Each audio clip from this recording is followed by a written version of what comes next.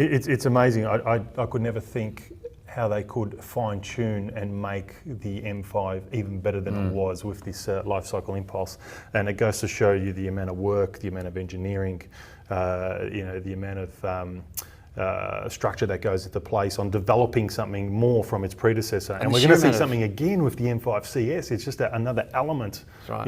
One the sheer amount of road testing as well that follows that development. Yeah, I can just imagine. It'd be fun doing it though. The poor people have to do it. Oh, I feel sorry for them. And look, I know I haven't gone as far as doing road testing, but I have had the privilege of driving the M5 on a few occasions with the family and with the baby seats and the pram, and doing the daily chores around home, and also going on those long drives. And it's just an amazing crossover vehicle of a family drive car and one of the fastest production cars that we've ever produced. Four-door supercar. Four-door supercar, exactly right. And soon to be a four-door supercar with 4 bucket seats. Styling-wise, we've got a modernised styling package, which includes obviously the new front, side, rear elements, the updated kidney grille. Yep.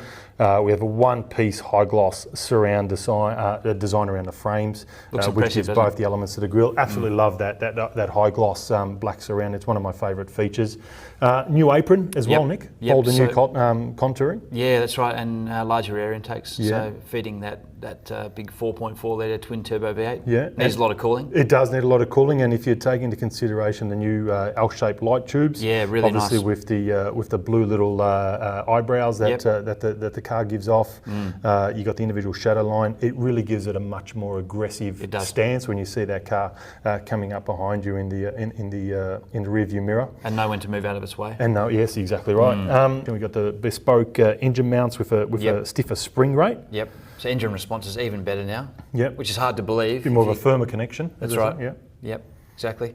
And new shock absorbers as well. So from the M8 Grand Coupe. That's right. Yeah. So adopting that technology from a large car, but striking that balance between handling and ride.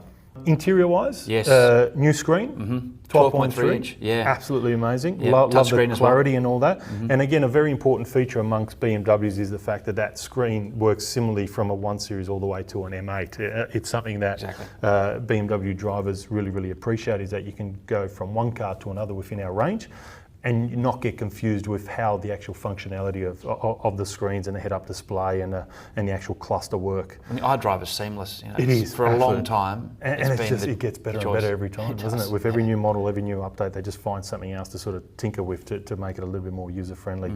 2 new buttons in the centre console. Yes, so being able to turn it into track mode very easily, so that collates all the systems.